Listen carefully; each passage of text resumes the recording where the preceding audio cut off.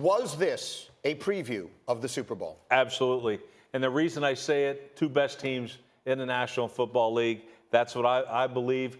Look, if you've taken away, the 49ers lost that game.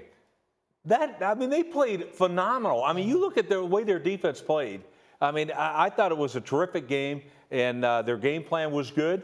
We're going to see this again in better conditions, and I'd sign up for that. For me, I'm not 100% sold that the Niners are going to represent the NFC. I think it is a tall task to be able to do so, especially with the Seahawks defense getting hot. But for the Ravens in the AFC, I don't think we've ever seen anything like this. Yesterday, 3 out of 4 of their scoring drives were 6:30 plus, 6 minutes and 30 seconds plus. Since time of possession average has been tracked, they have the highest time of possession per possession ever. Look at your stats. You hear that? I did a query earlier on the internet. I found these things out with my guy Hembo.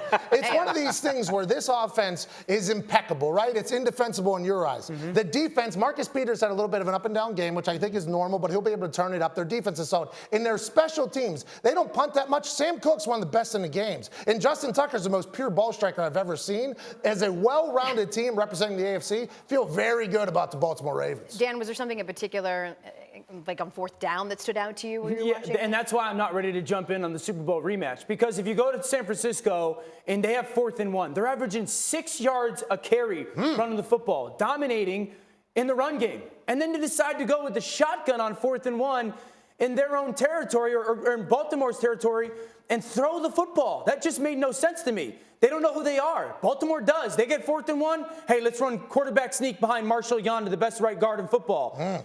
Lamar does a great job of drifting just a little bit to the right behind the tackle to get away from the stack by San Francisco. And then they get into a 3rd and 1 situation. They know exactly who they are. We're going quarterback run behind the best right guard in football. Yonda pulls around.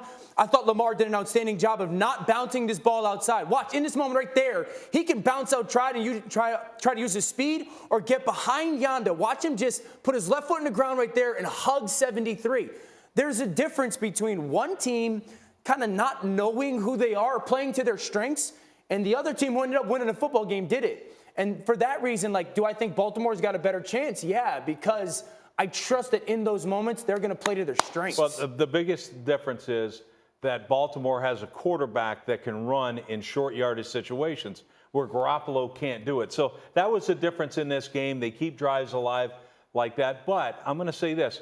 The 49ers never had Breida, and the only concern I have about the 49ers is I think everybody knows who they are.